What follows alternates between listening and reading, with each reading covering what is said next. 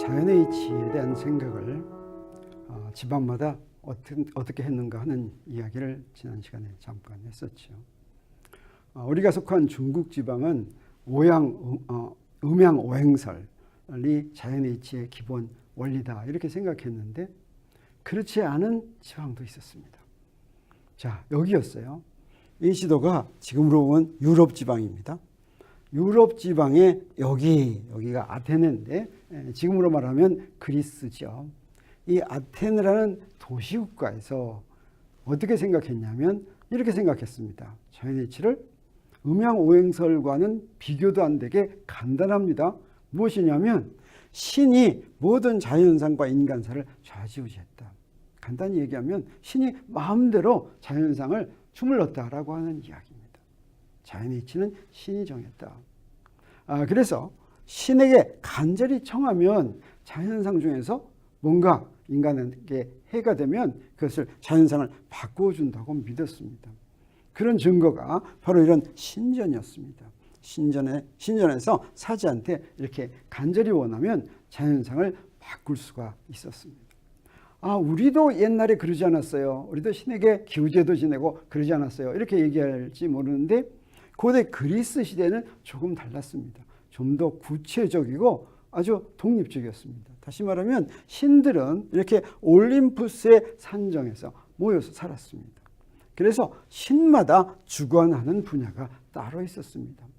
여러분 그리스 로마 신화를 읽어보면 알겠지만 여기 제우스라는 가장 높은 신이 있었죠. 그 제우스라는 높은 신은 하늘을 지배했고 그 다음에 그 부인 헤라는 결혼과 가정을 지배했고 이런 식으로 신마다 12신이 각각 자기에게 관장된 분야가 따로 있었습니다.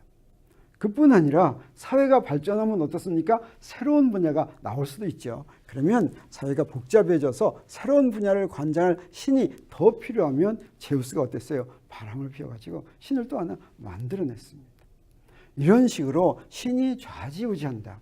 자연현상은 신이 좌지우지한다고 믿었던 시기가 한참 계속됐습니다.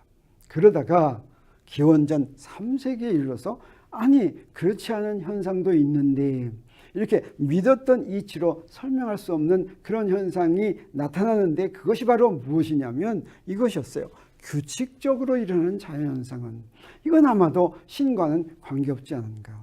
그래서 고대 그리스 시대에 여러분도 잘 아는 많은 유명한 학자들이 있죠. 그 학자들이 나와서 어떠냐면 저절로 규칙적으로 일어나는 현상. 저절로 일어나는 현상이라고 하는 것은 오늘날 얘기하면 힘을 가하지 않는 현상이다. 이런 얘기로 할 수도 있겠어요. 그래서 아무도 건드리지 않았는데 저절로 규칙적으로 일어나는 현상에 대해서는 무엇인가 법칙이 있지 않을까. 그래서 그런 법칙을 찾기 위해서 자연을 면밀히 관찰하는 그런 학자들이 출연하게 됐습니다. 그리고 실제로 찾아냈습니다. 어떻게 찾아냈냐면 여러분 유명하죠. 아리스토텔레스가 찾아낸 것이 그것이었습니다. 지상에 있는 물체들의 운동을 보니까 운동을 하다가 결국에는 정지한다고 생각했습니다.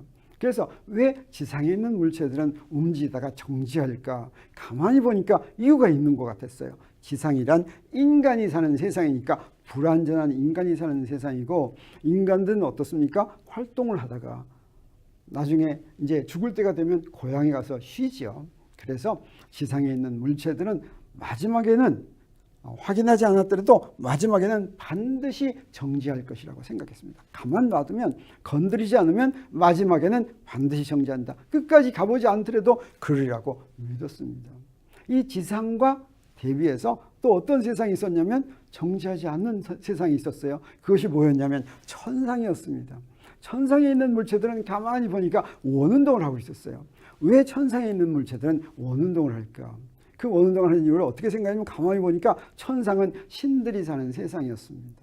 그래서 천상에 있는 물체들은 완전한 운동을 해야지 되고 그런 완전한 운동은 시작과 끝이 없는 원운동인데 그래서 어떤 원운동이 해야지 되냐면 천상의 물체들은 원도 그냥 원이 아니라 완전한 원을 그리면서 운동을 할 것이다. 진짜 완전한 원인지 아닌지는 확인해보지 않더라도 이렇게 완전한 원운동을 할 것이라고 굳게 믿었습니다. 고대 그리스 시대에 이렇게 저절로 규칙적으로 일어나는 현상에 대해서 이런 지상법칙과 천상법칙을 찾아내게 됐는데, 고대 그리스 시대의 지상법칙과 천상법칙이 오늘날 모든 지구의 모든 부분에 전달돼서 크게 전달되기까지는 한 가지 요인이 더 있었습니다. 그게 바로 뭐였냐면 예수였습니다. 예수는 이때 어디서 태어났었냐면, 여기 아테네라면 그 옆에 중동, 오늘날로 말하면 팔레스타인 지방이죠. 거기에 나사렛에서 태어나서 거기서 자라다가 거기서 설교를 하다가 십자가에 못 박혀서 사형을 당했죠. 그리고 나서 기독교가 여기서 시작을 했죠. 그런데 이때 무엇도 있었냐면 여기 로마라는 나라가 있었습니다. 이 로마라는 나라가 이 지역을 전부 통일해서 제국을 형성했는데, 그래서 로마 제국은 기원전 27년 예수가 나올 때와 비슷한 시기입니다. 그래서 395년까지 계속이 됐는데, 이 전성기의 로마는 여기에 초록색으로 이렇게 칠한, 여기 유럽의 거의 전 지역, 중동 지역, 아프리카 북부 지역을 전부 망라는 이런 지역을 지배했습니다. 이렇게 지배하면서 로마 제국에서는 신이 어떤 거라고 생각했냐면 로마 제국의 황제가 신이라고 생각을 했습니다. 그래서 또 다른 신을 숭배하는 기독교를 박해를 해서 기독교 신자들을 많이 죽였는데, 그러다가 결국 무슨 일이 벌어지냐면 기원후 313년에 더 이상 박해를 하지 말라라고 하는 칙령을 발표하게 됩니다. 그리고 결국에는 392년에는 로마 제국에서 기독교를 국교로 받아들여서 로마 제국이 지배하는 모든 지역에서는 기독교를 반드시 믿어야 된다고 채택하게 됩니다. 그리고 나서 바로 395년에 로마가 동로마, 서로마로 이제 갈라지면서 로마 제국이 멸망하는 그런 식으로 가죠. 그런데 로마 제국은 멸망했지만, 그런데 기독교는 그대로 남아서 기독교의 영향을 계속 주게 됩니다. 기독교는 어떤 종교였습니까? 기독교는 우주를 창조한 유일신을 믿는 종교였습니다.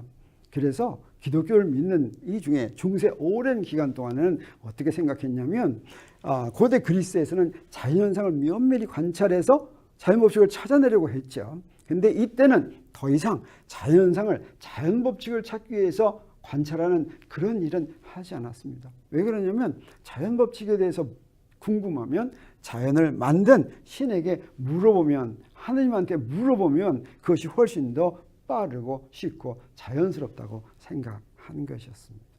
그래서 고대 그리스 시대와 이 중세화를 비교한다면 이런 특징이 있습니다.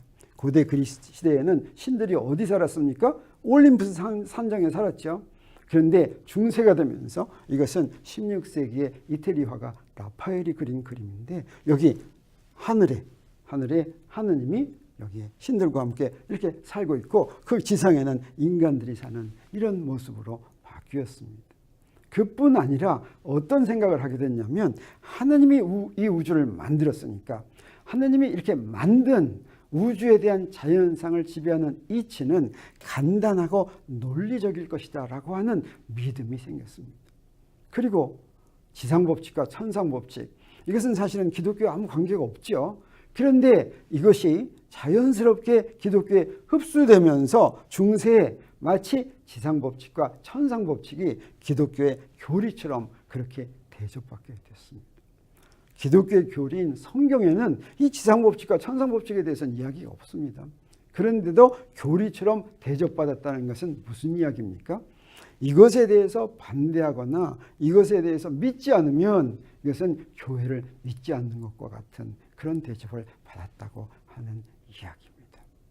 이렇게 쭉 계속되다가 이런 생각이, 이런 지상법칙과 천상법칙이 기독교의 교리라고 생각하면서 생각한 시기가 중세를 거친 근 1500년에서 2000년 걸린 오랜 기간 동안 이렇게 생각하다가 또다시 17세기에 이제 새로운 도약이 일어나게 됩니다.